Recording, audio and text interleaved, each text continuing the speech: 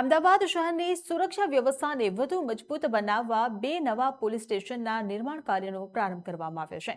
માધુપુરા અને આનંદનગર વિસ્તારમાં નવા પોલીસ સ્ટેશનનું ખાતમુહૂર્ત રાજ્યમંત્રી દર્શનાબેન વાઘેલાના હસ્તે કરવામાં આવ્યું, જેમાં રાજ્યના ડીજીપી GS મલિક પણ ઉપસ્થિત રહ્યા હતા। આ પ્રસંગે ડીજીપીએ જણાવ્યું કે શહેરમાં પોલીસ કર્મચારીઓ માટે આવાસની સમસ્યા દૂર કરવા હજારો નવા પોલીસ ક્વાર્ટર બનાવવામાં આવી રહ્યા છે। હાલમાં 2600 ક્વાર્ટર ઉપલબ્ધ છે, જ્યારે 3000 નવા ક્વાર્ટરના નિર્માણનું કામ ચાલી રહ્યું છે।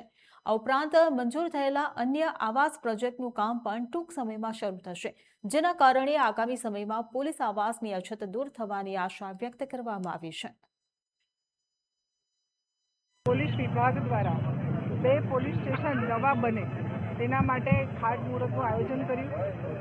પહેલાં માધુપુરા પોલીસ સ્ટેશન કે જે વર્ષોથી હું પોતે ત્યાંની ધારાસભ્ય અને કૌશિકભાઈ અમારી બોર્ડર છે અને અમે વર્ષોથી એની રજૂઆત કરતા હતા અને આજે એ જગ્યાએ માધુપુરા પોલીસ સ્ટેશન ખૂબ કન્જેસ્ટેડ વિસ્તારમાં છે, માટે અહીંયા આ જે પ્લોટ હતો એમાં આજે ભૂમિપૂજન થયું છે।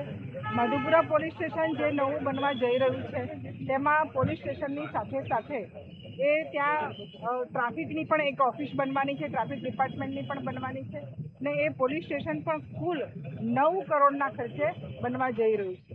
એ જ રીતે અહીંયા આનંદનગરમાં પણ એક પોલીસ સ્ટેશનનું ભૂમિપૂજન અમે કર્યું। આ જે પોલીસ સ્ટેશન બનવાનું છે એ પણ ગ્રાઉન્ડ ફ્લોર અને 3 માળ સાથેનું બનવાનું છે। આ પણ 9 કરોડના ખર્ચે આ પોલીસ સ્ટેશન તૈયાર થવાનું છે। આજે આપણે અહીંયા અમદાવાદમાં માધુપુરા પોલીસ સ્ટેશન અને એમાં એક એલ ટ્રાફિક ડિવિઝનના પોલીસ સ્ટેશન પણ બનવાના છે અને અહીંયા આનંદનગર, એટલે 2 જગ્યાએ આપણે ખાસ મુહૂર્ત આજે કરવામાં આવ્યો છે માનનીય મંત્રી શ્રીમતી દર્શનાબેન વાઘેલા દ્વારા।